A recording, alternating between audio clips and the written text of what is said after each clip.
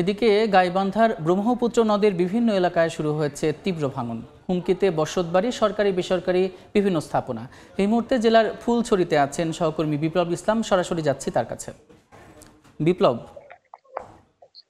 বর্ষার শুরুতে কিন্তু আমরা দেখছি যে গাইবান্ধা জেলার বিভিন্ন এলাকায় ব্রহ্মপুত্র নদে ভাঙন শুরু হয়েছে। বিশেষ করে ফুলছড়ি এবং সাঘাটা উপজেলায় কিন্তু এই ভাঙন ব্যাপক আকার ধারণ করেছে। আমি আছি ফুলছড়ি উপজেলার গজারি ইউনিয়নে। আমি যদি দেখাতে চাই যে এই এলাকাটিতে কিন্তু আকস্মিক যে ভাঙন, এই ভাঙনে প্রায় ৩টি গুচ্ছগ্রাম কিন্তু ভাঙন কবলের মুখে পড়েছে। এখানকার মানুষ আতঙ্কে দিন কাটছে। বসত বাড়ি, পাশাপাশি এখানে যে আবাদি জমি, অনেক একরের পর একর জমি কিন্তু ভাঙনের মুখে পড়েছে। পাশাপাশি ৩টি আশ্রয়ন প্রকল্পের প্রায় হাজারের অধিক পরিবার কিন্তু তারা ভাঙন আতঙ্কের মধ্যে পড়েছে। প্রতিদিনই কিন্তু এখানকার যে নতুন নতুন আবাদি জমি, বসত বাড়ি কিন্তু নদীগর্ভে বিলীন হচ্ছে। পাশাপাশি গাইবান্ধার যে ফুলছড়ি উপজেলার আরেকটি ইউনিয়ন আছে উরিয়া, এই ইউনিয়নের কিন্তু কয়েক কিলোমিটার এলাকা কিন্তু নদী ভাঙনের কবলে পড়েছে। সেখানকারও আমরা দেখেছি যে 6টি প্রাথমিক বিদ্যালয় সহ কিন্তু বিভিন্ন স্থাপনা নদী ভাঙনের মুখে পড়েছে। পাশাপাশি সুন্দরগঞ্জ উপজেলার প্রায় 2 কিলোমিটার এলাকা পুটিমারি গ্রাম, সেই গ্রামের 2 কিলোমিটার এলাকা নদী ভাঙনের কবলে পড়েছে। সব মিলে যদি বলি যে গাইবান্ধার প্রায় 20টির অধিক পয়েন্টে কিন্তু এই মুহূর্তে নদী ভাঙন চলছে। বর্ষার শুরুতেই কিন্তু এই নদী ভাঙনটি তীব্র আকার ধারণ করেছে। পানি উন্নয়ন বোর্ডের সঙ্গে আমি কথা বলেছি, তারাও কিন্তু বলেছেন যে 20 থেকে 25টি পয়েন্টে তাদের নদী ভাঙন চলছে।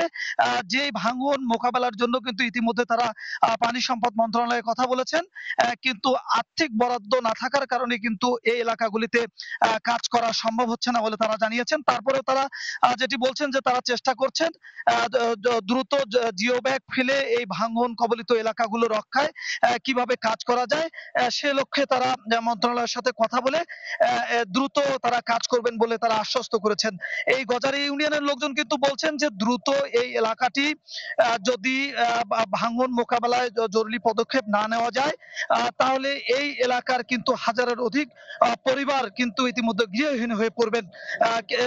যে কারণে তারা যেটি চাচ্ছেন যে দ্রুত ভাঙন মোকাবেলায় স্থায়ী প্রতিরোধ দেরিতে হলেও তারা যেটি চাচ্ছেন যে অন্তত জিও ব্যাগ ফেলে আপাতত যে ভাঙন, সেই ভাঙন মোকাবেলায় যাতে দ্রুত ব্যবস্থা নেওয়া যায়, সেই উদ্যোগ নেওয়ার জন্য কিন্তু তারা দাবি জানিয়েছেন। পাশাপাশি অন্যান্য এলাকার, বিশেষ করে যদি উরিয়া ইউনিয়নের কথা বলি, সেই এলাকাটিও কিন্তু খুব নাজুক অবস্থার মধ্যে রয়েছে। তারা যেটি পানি উন্নয়ন বোর্ডের কাছে বারবার নাকি ধর্ণা দিয়েছেন বলে তারা অভিযোগ করেছেন। তারপরেও সেই এলাকাগুলিতে ভাঙন মোকাবেলায় কোনো কাজ এখন পর্যন্ত শুরু করা হয়নি। সব মিলে বলি যে গাইবান্ধার ভাঙন কবলিত এলাকার লোকজন তারা দ্রুত এই এলাকাগুলিতে ভাঙন প্রতিরোধমূলক ব্যবস্থা গ্রহণের দাবি জানিয়েছেন। এই ছিল গাইবান্ধার নদী ভাঙনের সর্বশেষ খবর। গাইবান্ধা থেকে যুক্ত ছিলেন সহকর্মী বিপ্লব।